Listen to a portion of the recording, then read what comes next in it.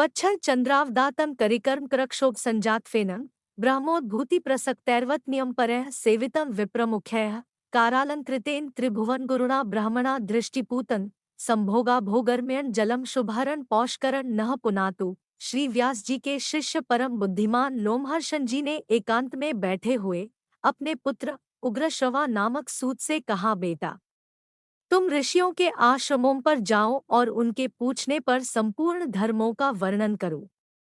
तुमने मुझसे जो संक्षेप में सुना है वह उन्हें विस्तार पूर्वक सुनाओ। मैंने महर्षि वेदव्यास जी के मुख से समस्त पुराण का ज्ञान प्राप्त किया है और वह सब तुम्हें बता दिया है। आता अब मुनियों के समक्ष तुम उसका विस्तार के साथ वर्णन करो। प्रयाग में कुछ महर्षियों ने, जो उत्तम कुलों में उत्पन्न हुए थे, साक्षात भगवान से प्रश्न किया था। वे यज्ञ करने के योग्य किसी पावन प्रदेश को जानना चाहते थे। भगवान नारायण ही सबके हितैषी है। वे धर्मानुष्ठान की इच्छा रखने वाले उन महर्षियों के पूछने पर बोले, मुनिवरों, यह सामने जो चक्र दिखाई दे रहा है, इसकी कहीं तुलना नहीं है।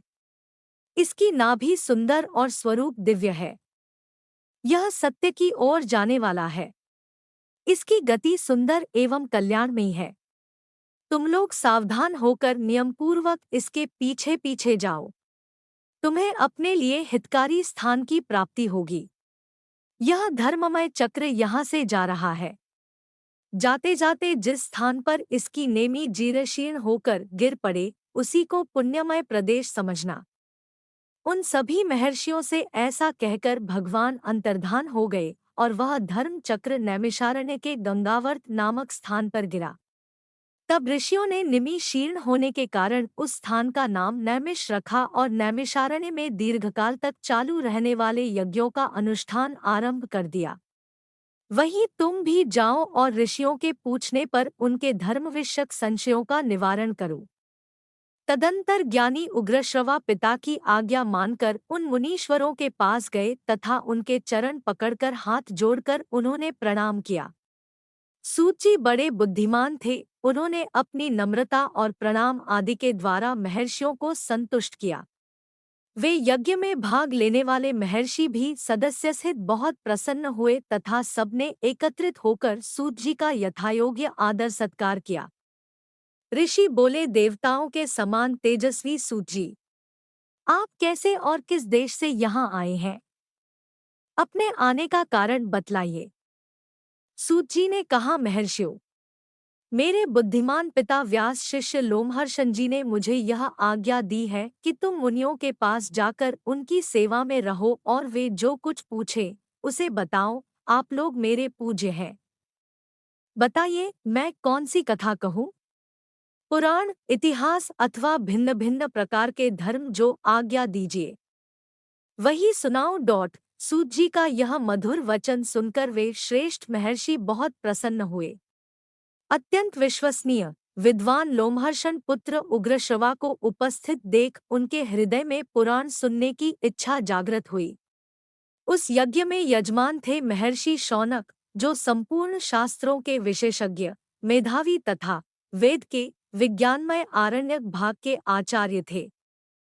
वे सब महर्षियों के साथ श्रद्धा का आश्रय लेकर धर्म सुनने की इच्छा से बोले। शौनक ने कहा, महाबुद्धिमान सूत जी, आपने इतिहास और पुराणों का ज्ञान प्राप्त करने के लिए ब्रह्मज्ञानियों में श्रेष्ठ भगवान व्यास जी की भली भांति आराधना की है। उनकी पुराण विषयक श्रेष्ठ बुद्धि से आपने अच्छी तरह लाभ उठाया है। महामते, यहाँ जो ये श्रेष्ठ ब्राह्मण विराजमान है, इनका मन पुराणों में लग रहा है। ये पुराण सुनना चाहते हैं। आता आप इन्हें पुराण सुनाने की ही कृपा करें। ये सभी श्रोता जो यहाँ एकत्रित हुए हैं, बहुत ही श्रेष्ठ है। भिन्न भिन्न गोत्रों में इनका जन्म हुआ है। ये वेदवादी ब्राह्मण अपने अपने वंश का पौराणिक वर्णन सुने। इस दीर्घकालीन यज्ञ के पूर्ण आप मुनियों को पुराण सुनाइए। महाप्राज्ञ, आप इन सब लोगों से पद्म पुराण की कथा कहिए। पद्म की उत्पत्ति कैसे हुई, उससे ब्रह्मा जी का आविर्भाव किस प्रकार हुआ तथा कमल से प्रकट हुए ब्रह्मा जी ने किस तरह जना को सृष्टि की, ये सब बातें इन्हें बताइए। उनके इस प्रकार पूछने लोमहर्षण कुमार सूत जी ने सुंदर वाणी में सूक्ष्म अर्थ से भरा हुआ न्यायुक्त वचन कहा, महर्षियों, आप लोगों ने जो मुझे पुराण सुनाने की आज्ञा दी है, इससे मुझे बड़ी प्रसन्नता हुई है। यह मुझ पर आपका महान अनुग्रह है। संपूर्ण धर्मों पालन में लगे रहने वाले पुराणवेत्ता विद्वानों ने जिनकी भलीत व्याख्या की है, उन पुराणोक्त विषयों को मैंने जैसा सुना है, उसी रूप में वह सब आपको सुनाऊंगा।